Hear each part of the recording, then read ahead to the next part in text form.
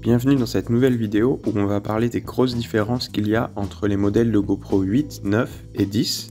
Je reçois souvent des questions de personnes me demandant s'il est préférable d'acheter un modèle plus ancien ou d'acheter la dernière GoPro, et j'ai envie de dire que cela dépend totalement de ce qui est important pour vous dans une caméra d'action. Donc je vais expliquer en détail toutes les améliorations qu'il y a eu sur la GoPro 9 par rapport à la GoPro 8, et ensuite toutes les améliorations sur la GoPro 10 par rapport à la 9. Alors pour commencer, je tiens à préciser qu'en niveau de qualité d'image, il n'y aura pas une grande différence entre les GoPro 8, 9 et 10. Tant qu'on filme dans des bonnes conditions de luminosité, ces trois caméras peuvent produire d'excellents résultats, donc c'est maintenant qu'on passe à la GoPro 9 et les nouveautés qu'il y avait avec cette caméra à sa sortie. Donc pour commencer, elle est plus grosse et plus lourde que la GoPro 8, c'est quelque chose à savoir, parce que si par exemple vous accrochez une caméra sur votre tête, ça peut être un petit peu plus dérangeant. Mais les avantages d'avoir une caméra plus grosse et plus lourde, c'est aussi qu'il y a une batterie qui est plus grande à l'intérieur, donc vous allez avoir plus d'autonomie, et il y a maintenant la place d'avoir un écran en couleur devant pour pouvoir avoir un retour vidéo, comparé à la GoPro 8 qui n'avait qu'un écran LCD devant. L'écran arrière est aussi un petit peu plus grand, donc on a un petit peu moins de mal à appuyer sur les boutons. Donc toujours sur l'aspect physique, maintenant la lentille est remplaçable en cas de rayure et il y a la possibilité même de changer cette lentille pour un autre objectif, comme l'objectif Max qui est sorti en même temps que la GoPro Hero 9, donc comparé à la GoPro Hero 8 qui avait comme grand défaut le fait d'avoir un objectif fixe qu'on ne pouvait pas changer dessus, donc si on faisait une rayure sur le verre, on était bloqué avec cette rayure. Pour ceux qui font des activités sous-marines, il y a maintenant une trappe qui sert à avoir un meilleur son quand on sort de l'eau.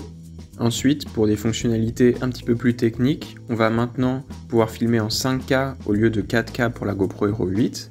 Il va y avoir un maintien d'horizon jusqu'à 30 degrés, ce qui a été une grosse nouveauté qui n'était pas possible avant.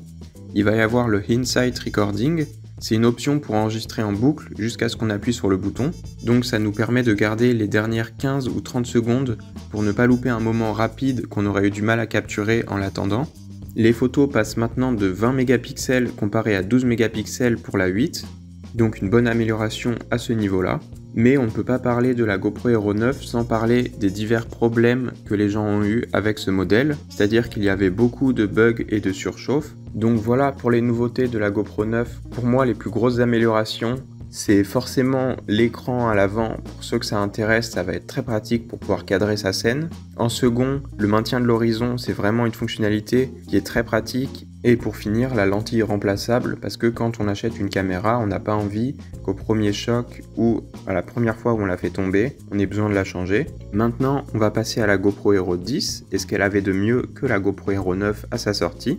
Donc je rappelle qu'elle est de la même taille et du même format et qu'elle garde la compatibilité de tous les accessoires de la 9, ce qui est assez pratique. Mais sur celle-là, on a eu le droit à un nouveau processeur, donc l'utilisation est beaucoup plus fluide, il y a moins de bugs et l'écran tactile est beaucoup plus agréable à utiliser. Il répond instantanément quand on appuie dessus.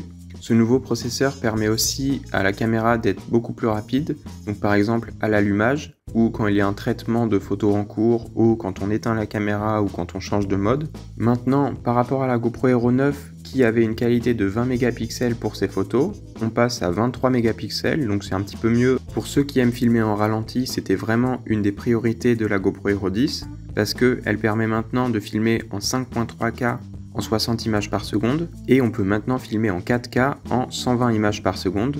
Donc c'est la première fois dans toutes les caméras GoPro qu'on va être capable de faire un ralenti x4 en 4K. Ensuite, pour le maintien de l'horizon, on peut maintenant pencher la caméra jusqu'à 45 degrés, et c'est aussi disponible en plus de résolution.